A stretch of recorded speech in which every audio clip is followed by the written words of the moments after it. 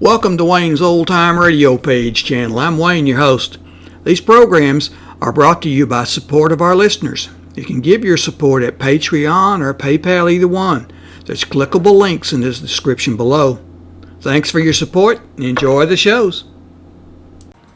If you'd like for me to get you a shout out, there's a link to PayPal in the description below. Leave us a donation. We'll get it up here for you. Just tell us who you want it to. You, a friend, a girlfriend, a wife, spouse, whatever. And we'll get it up here. Pat Novak, for hire.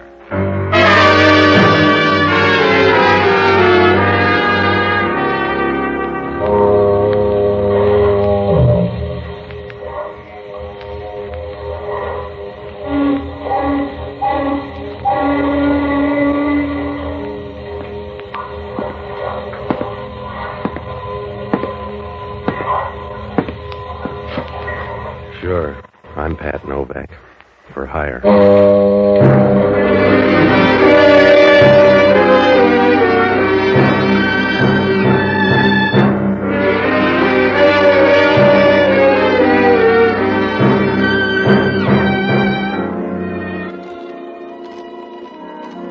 That's what the sign out in front of my office says. Pat Novak, for hire. It's an easy way to put it, because if you're going to make a living down on the waterfront in San Francisco, you got to do everything but run for office. I rent boats and kick around a few scruples if the price is right. It's a living, and if anything goes wrong, you can always get your mother a visitor's pass. If you do get in trouble, you go first class all the way. I found that out when I first met Doreen Wild. It was almost dark, and I was sitting in the office with the door open when she first showed up. Showed up's the right word. The wind was blowing outside and pushed her dress tightly against her legs as she walked in. She was young. From what I could see, she made Cleopatra look like Apple Mary. She had a voice like a bowl of warm stew. Hello. Are you Mr. Novak? That's my story. I'm Doreen Wild. Mind if I sit down? On your desk here? You'll block the view. You'll get used to the new one. There. Now lean back and let me look at you. I want to hire you, Mr. Novak. After the look or before? You've got a power complex, darling. You know a man named Joe Candono? Oh, he's a gambler out on Geary Street. Friend of yours? I don't dislike him that much. We have business connections. That's why I want to hire you. To give him some money tonight. A needy case or a bad debt? A bad debt. Candono has an IOU from my brother for $10,000. You can go from there. Not if I'm supposed to say it was a fixed game. Candono's been around a long time. Yes? That's right. There are only two kinds of gamblers in this town, honest ones and dead ones. So if your brother owes $10,000, he better pay. That's why I'm hiring you. Just pay off Candono and make sure you get the pictures. Pictures of the Grand Canyon, huh? We'll talk about my past some other time. Well, for the moment, we'll just say you're photogenic. That's right. Your brother can't get the $10,000, so Candono's shaking you down. Yes. Yeah. I'll bet you make a nice rattle. How did Candono get the pictures? My brother gave them to him. You got a charming brother. You see only his better side. Will you do the job for $100? How long's it going to take? 2 hours, maybe. You'll have to meet with my brother. To meet with your brother, $100 is coolie wages. He'll give you the information, then you can see Candono. Where do I meet your brother? Room 729, the Dixie Hotel. He'll be there about 8:30. That packing crate down on Powell Street? Your brother's a cutie. I know winos that wouldn't go in there. We'll meet you there at 8:30. Oh? You going to be there? Yeah. Do you mind? I can stand it. Do you carry a spare battery for that gleam in your eye? Your $100 covers that, too. See you at 8:30.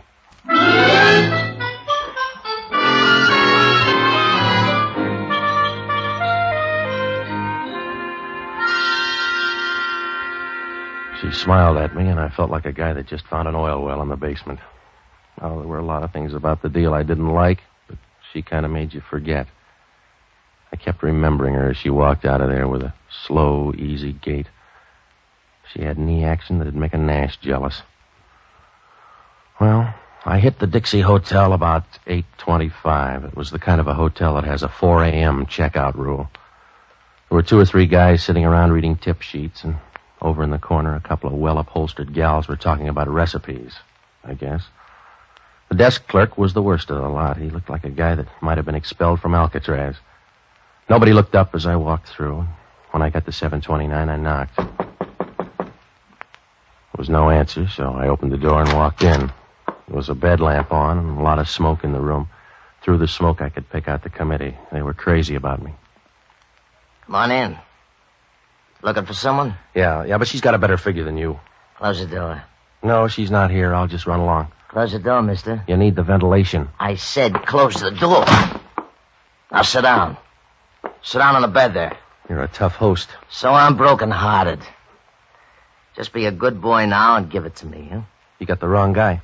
You give it to me fast, mister. I don't know what you're talking about. I came up here to meet somebody. Already met him. I've run across better people in sewers. Now, look, meathead, I'm only going to say this once more, so make a copy. You got the wrong guy. You think I got something? I haven't got it. No? No, so you and your playmates swing out of here in your tails. I never saw you until 3 minutes ago, and I'm tired of the friendship already. All right. Eddie, Yeah? go through this guy's coat. Yeah, sure. Now, wash your hands, Junior, and then put them in your own pockets. Oh. You got a favorite profile, fella? Hmm? Because I'm going to put this gun on one side. Take your choice. Grab him, hold him up.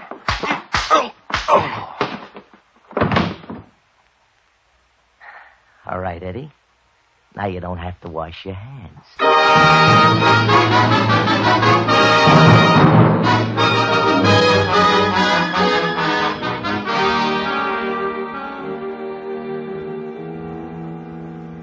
I woke up with a head the size of Rhode Island.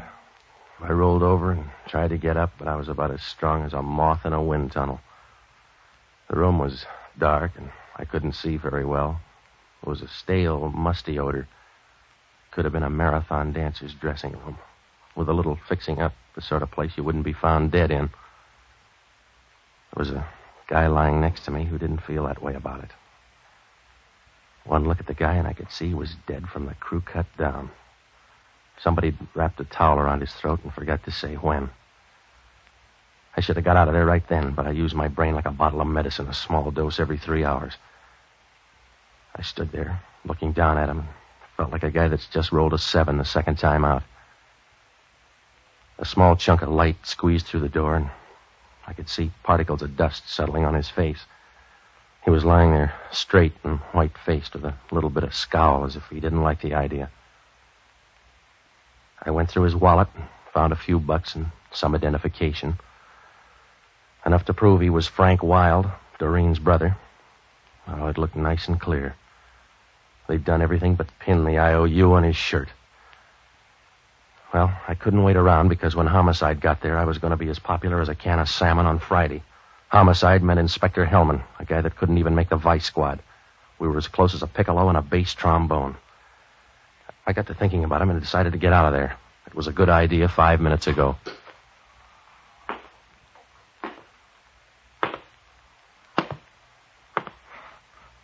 Hello, Novak. Oh, Hellman. Small wake, huh? Just a few close friends. You always drop by room 729 this time of night? I got a bad memory for faces. Who's your friend? His name's Frank Wild. That's one answer. I was supposed to meet him here at 8:30. That's another. You got a third? Hmm? Who killed him? I don't know, Hellman. Maybe 3 or 4 people. Maybe a pack of lugs from Joe Candono's. Yeah? I think you're modest, Novak.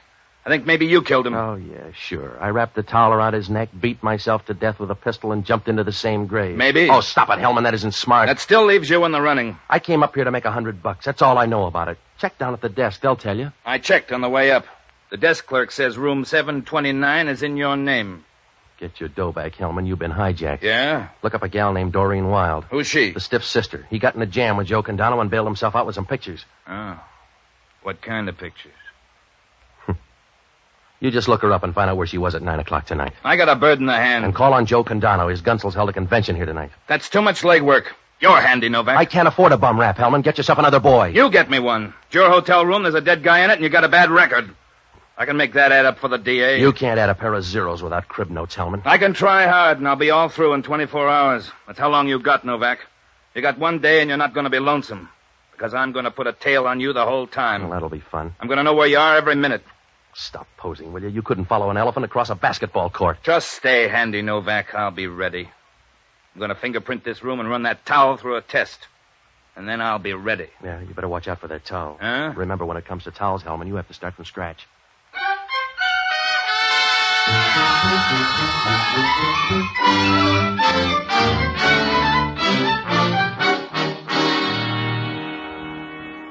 Well, when I left, Hellman was smiling like an Academy Award winner. I didn't blame him, because from my side of the road, things looked rough. From here in, he could play a pat hand and come out all right. There were only two other people, Joe Candono and that girl. I was real worried, so I looked up the only honest guy I know, an ex-doctor and a boozer by the name of Jocko Madigan. Well, he was all right for a guy who tries to drink all the whiskey in the world every night, only some night he's going to make it. I finally found him at the Bellevue Hotel, holed up in the hunt room. He was getting the most he could out of a bottle, old whiskey and young ideas. It was 10 o'clock, and he was carrying a bigger load than the Berlin airlift.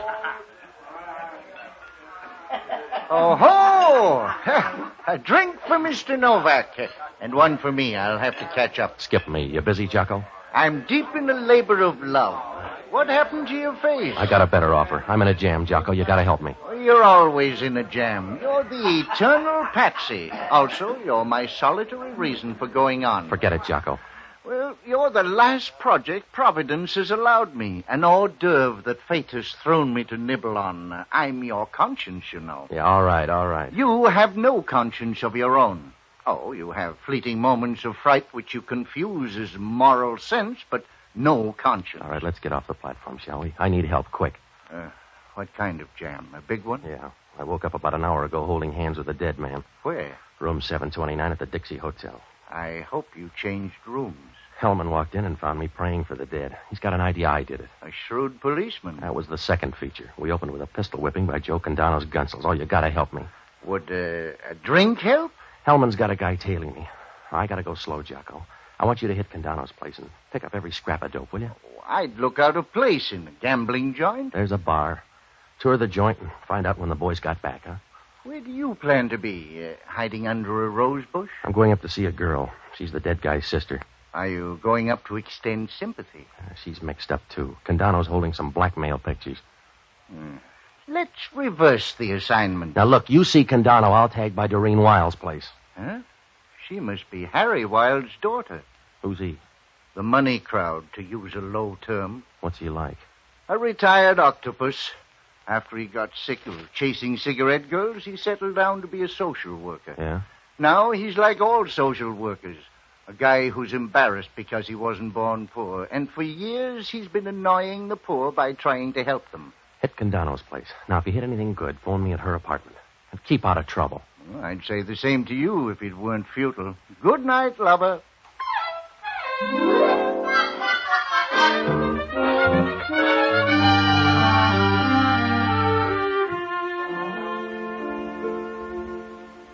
When I walked out, Geary Street was cold and deserted. The fog had moved in and staked out a claim all the way down to Market Street.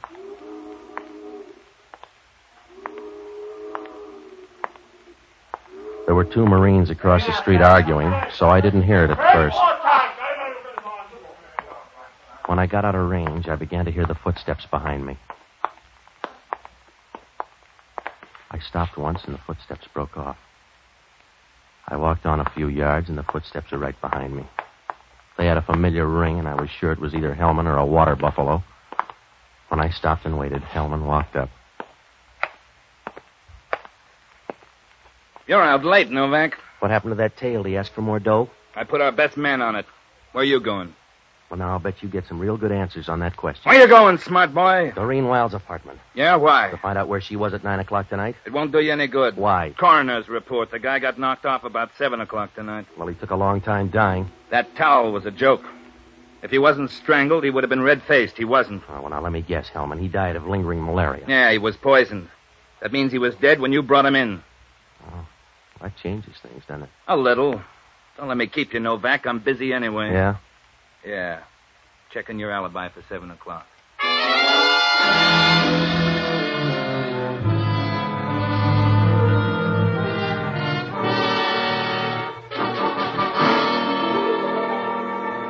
I had no alibi for 7 o'clock.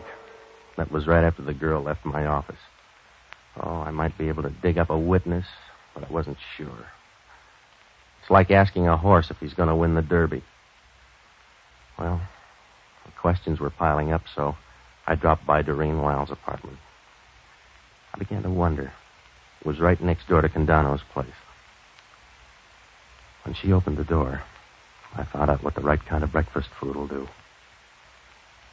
She was wearing a slack suit without much slack, and she was swaying slightly in a warm, slow way. Well, if there was any rhythm there, it's the kind you hear 1,000 miles down the Amazon. And when she said hello, you knew it was all chemistry. Hello, Mr. Novak. I missed you at room 729. This'll do just as well. Come in. Yeah. You're wearing your face a different style. Yeah, Candono's boys didn't like it the old way. I like it. I like it very much. Yeah, what happened to you tonight? Frank was supposed to pick me up. He didn't come by. I see. Your brother finally showed up at the hotel. Oh, yes? Yeah. He paid off that IOU. Is that a quaint way of telling me he's dead? I suppose. Oh, don't sob so loud. You'll wake the neighbors. You know by this time that to me Frank was a poor excuse at best. Nothing more. Besides, I knew he was dead. Father's down there now identifying the body. Just for the record, who has those pictures now? Candono, I suppose? His boys piled me tonight looking for something. I got the idea it wasn't my Social Security number. Oh, you've had a busy evening. Yeah, they're going to book me for Frank's murder. Just call me Patsy. You need a drink then, darling. It can wait. Now, look, you're going to save some time if you tell me right now. No, I didn't kill Frank. Though I'd be willing to contribute to a shrine for the man who did. How about Candono? I don't know. In fact, I don't know Mr. Candono. Thirsty yet? Yeah, go ahead. Patsy, I'll give you $5,000 to find out who killed Frank. Hmm? Oh, I'll admit it was a good idea killing him, but I want to see the family name cleared up. Why don't you change names? That's easier. Oh, don't be crude. Will you do it? I may hang, and you can save your $5,000. Here's your drink. The money might help. Should we call it a bargain? Suit yourself. Good. You don't want to stand there balancing that drink. No. That's it. Sit down. You know, you're an interesting guy, Patsy. I like you. Yeah? Yes, don't snowball the statement. Why'd you make it then? It seems safe enough. You sure? You're a little close, Patsy. Are you sure? At this point, I don't care. Come here, baby. Patsy, What's on your mind? where I can buy a desert island cheap. Looks like you got an offer. Father, he'd forgotten his key. Excuse me. Come on over, Father. I want you to meet Mr. Novak. Mr. Novak? Yeah, they think I killed your son. Hi. He's the one I told you about. Oh, yes. Yes, now I remember. It's probably for me. Hello? Oh, yes. I think so. I'll be right there. I've got to run, darlings. Only be gone a while. Father, keep Mr. Novak sober, I'll pick up from there. Good night, Father. See you soon, Patsy. A remarkable girl. She's active, too. Does she always sail out for a night camp? A remarkable girl. More so than Frank? Yes, I'm afraid so. You seem to like him better dead. Well, at least he's more harmless that way. But perhaps that sounds unbecoming of a father. Well, if he looks better that way, suit yourself. I've never made any attempt to camouflage my feelings. I'm fond of my daughter. And my son, I've loathed. In a casual way. He's a mishap of nature which for years I've been content to blame on his mother. This matter of the gambling debts, case in point. You know about that? Oh, yes. Plus Doreen's liberal contribution to the problem. By the way, Mr. Novak, who did kill him? I thought maybe you did. No. I'm not a doer. I just cheer from the grandstand.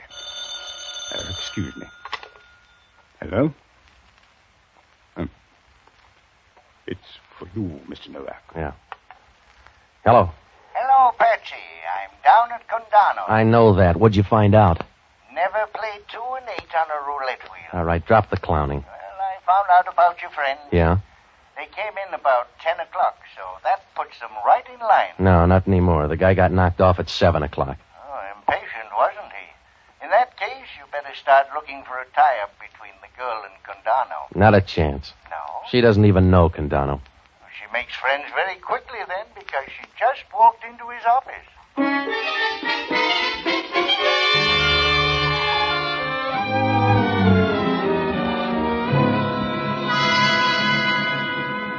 Well, things were beginning to fall into place. If the girl and Candono were that chummy, they were using those pictures. To squeeze the old man, probably. There was only one thing about it that didn't make sense. Why did Candono's boys beat my brains out if he had the pictures all along? Well, I talked to the old man a while, and then I headed for Candono's joint. They were closed when I got there, so I went home to bed. Oh, I'd have given a good price if tomorrow never rolled around. But the sun was eating through the haze the next morning when I walked into Candono's place. A sad old biddy with a mop told me Candono was in his office, so I knocked on the door. Yeah? Hello, Candono. I'm the guy your boys pistol whipped. Novak? Come on in. I wouldn't worry. Maybe you'll heal handsome. Thanks. I'm sorry about that, Novak. I'll bet you are. Well, that's the way you'll get it. It won't come engraved. If I say I'm sorry, I'm sorry. Oh, you're full of tears. You gonna shed one when they send me up on a bum murder rap? No, I'll buy you a handkerchief, though. If you got the time, you might tell me what Doreen Wild was doing in here last night. What do you care? Maybe we're in love. And maybe you're putting the screws on old man Wild. Hello? Yeah. Did you tell anybody you were coming here? No, just a birdie. It's for you. Yeah. Hello, Jocko. When? Well, from where I'm sitting, it doesn't make sense. Oh, of course not. Yeah, I'll let you know. Well, how you feeling, Candono? Get to the point, Novak. They found a dead guy out in the marina this morning. He was shot and banged up badly, but they identified him. What's that to me? Nothing, except they identified him as Joe Candono. Confused? No. It was a guy named Eddie Darrow. Friend of yours? Yeah. Yeah, I guess he was. What does that prove? It proves lots, Novak. It proves unless you find her in a cemetery, never trust a woman.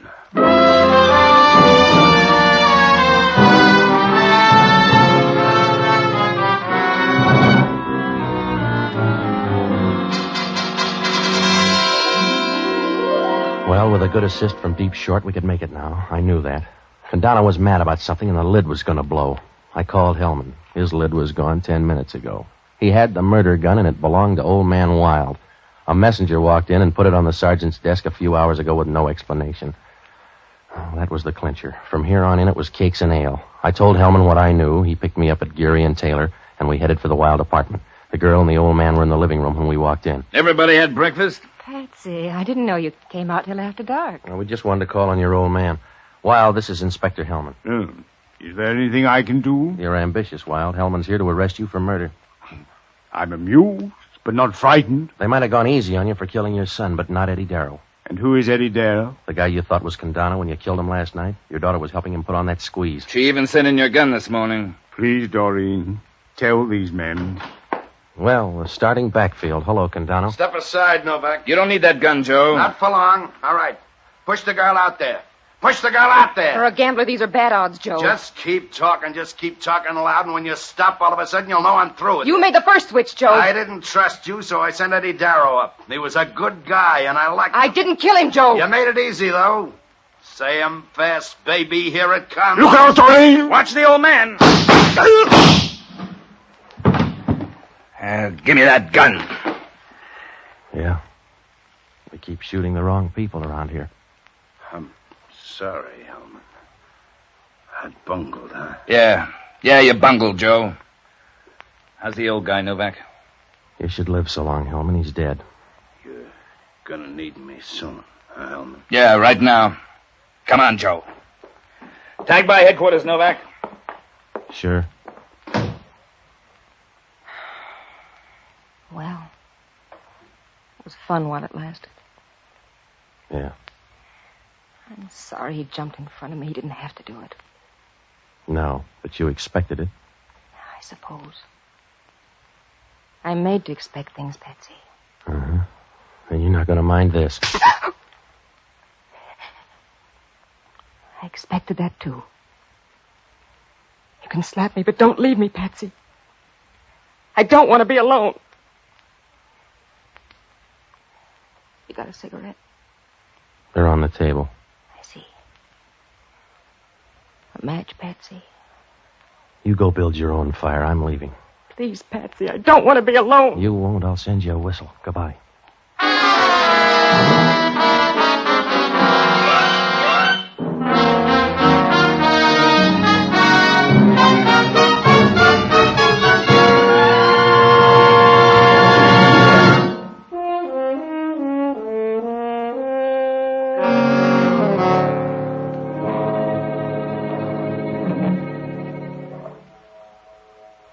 Oh, it was a sweet double cross right from the start. Frank pitched the first curve. He stole the pictures from Candono's office the day of the payoff. He was going to wait for the dough from his sister and skip. In the meantime, the old man found out about it, killed the son, and left him in the hotel after Candono's boys had cleared out. Oh, it would have worked out all right, but Doreen found the pictures in the old man's room and guessed what happened. She gave him back to Candono and then made a deal with him to put a squeeze on the old man. And then she double-crossed Candono by tipping off the old man that Candono was on his way up. I guess he figured the girl for a fast play and sent a pal instead. The old man didn't know the difference. He really thought he killed Candono. And then the girl wrapped it up by sending his gun to headquarters. Well, if things had gone right, she'd have been right in the middle of that gravy boat. Her brother and Candono would be dead. Her father would be up on a murder rap. Once it started to unravel, it moved real fast. The first tip-off I got was when she offered the dough for her brother's killer. She'd have all that dough, and on the books she'd look like a field of Vermont snow. She was feeling around between somebody's shoulder blades, and from then on, all the cards fell just right. Candono was probably right. If they're not in the cemetery, watch out. Well, Hellman had only one question. Why would a guy want to kill off a dame like that? After I saw the pictures, I wondered myself.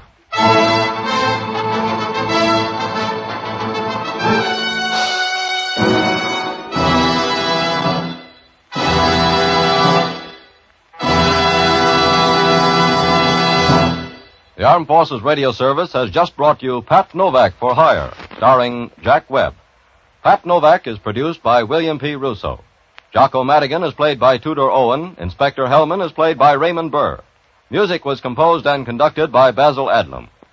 Be with us again next week when over most of these same stations we'll bring you Pat Novak for Hire.